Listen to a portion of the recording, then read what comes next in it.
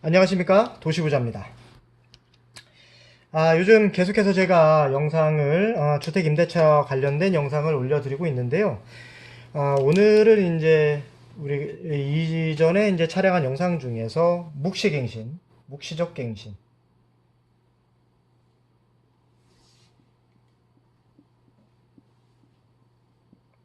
대해서 말씀을 드렸죠. 묵시갱신이 뭐죠? 네, 그 임대차 기간이 끝나기 6개월 전부터 전에서 1개월 전 사이에, 그러니까 1개월 전까지죠. 임대인이 보증금 올려주지도 않던가 월세를 올려주지 않으면 계약 그만하겠다, 이사 가시라, 이렇게 통지를 하던가, 아니면 내가 써야 될 일이 있으니까, 혹은 뭐 자녀나 부모님이나 일가 친척이 들어와 살아야 되니까 집을 비워주세요 라는 통지를 하지 않았거나, 그런 상태에서 요 기간 1개월 이내로 들어가 버리면 요거는 묵시적 갱신이 됐어요. 물론 임차인도 요 1개월이란 규정, 이 기간 안에 미리 통지하지 않으면 역시 묵시적 갱신이 되겠죠. 그런데 이렇게 묵시적 갱신이 됐는데, 사람의 마음이라는 게 이렇게 됐는데 중간에 이사를 가거나 부득이하게 보증금을 빼야 될 일이 생길 수가 있겠죠. 이런 경우 어떻게 되나요? 선택은 두 가지입니다. 첫째는 임대인에게 보증금 반환을 요구하면 되죠. 이런 방식이 하나 있고요.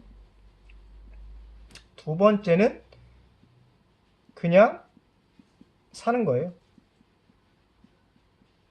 근데 그냥 사는 건 우리가 원하는 게 아니잖아요. 그러면 임대인에게 반환을 받아야 되겠죠. 이렇게 임대인에게 반환을 받아야 되는데, 대부분 이제 법에 대해서 잘 우리가 모르기 때문에, 특히 주택임대차 보호법에 대해서 잘 알고 계신 경우가 의외로 좀 많지 않습니다.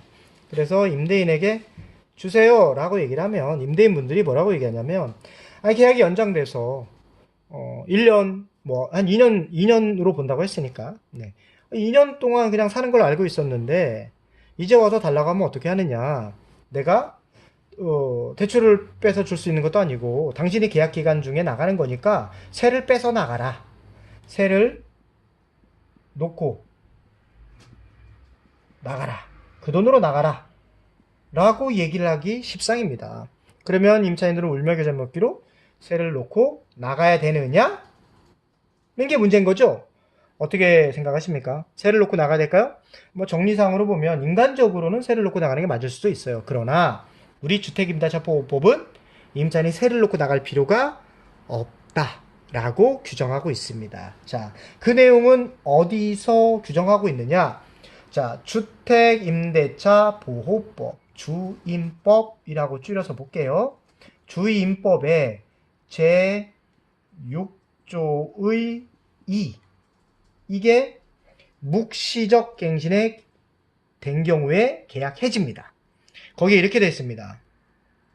임대차 기간이 끝나기 6개월 전부터 1개월 전까지 기간에 임차인에게 갱실 거절의 통지를 하지 아니하거나 계약 조건을 변경하지 아니하면, 갱신하지 아니한다는 뜻의 통지를 하지 아니한 경우에는 그 기간이 끝난 때 전 임대차와 동일한 조건으로 다시 임대차한 것으로 본다. 임차인이 임대차 기간이 끝나기 1개월 전까지 통지하지 아니한 경우에도 또한 같다. 이게 아까 우리 제6조의 제1항이었죠. 근데 6조의 2에 뭐라고 돼 있느냐? 이렇게 돼 있어요.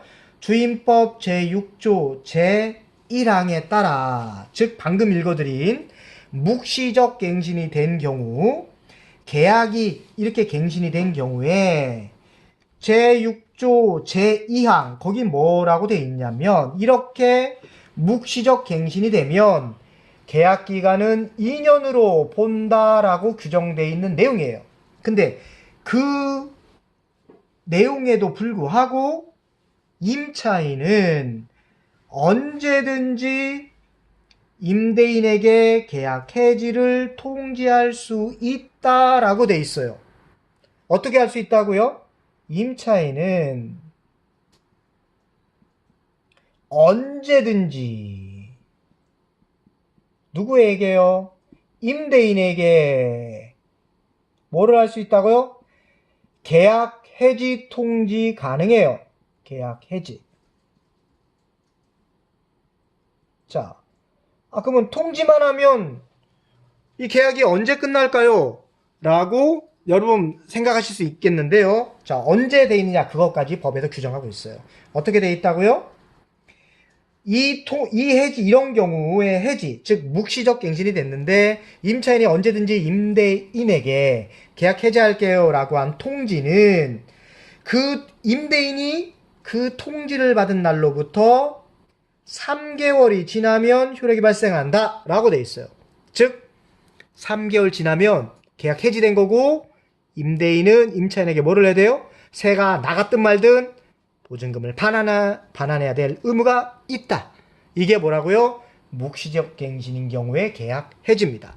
그럼 이렇게 보면 이거는 무조건 임차인에게 유리한 내용이네요. 그렇습니다. 그래서 묵시적 갱신이 된 경우에는 임대인은 상대적으로 이런 부분에 있어서 불리하고 임차인은 유리하죠. 그래서 전세를 놓고 있는 임대인이라면 가급적 묵시적 갱신을 피하거나 다시 계약서를 작성하는 게 좋고요.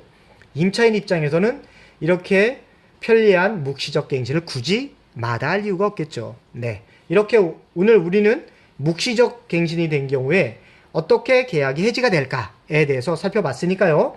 이 내용을 잘 숙지해 주셨다가 어떤 상황이 되었든 지혜롭게 잘 세를 놓고 그리고 새 계약을 해지하고 새로운 집을 얻거나 하실 수 있는 선택의 폭을 넓히시기를 바라겠습니다. 지금까지 도시부자였습니다. 감사합니다.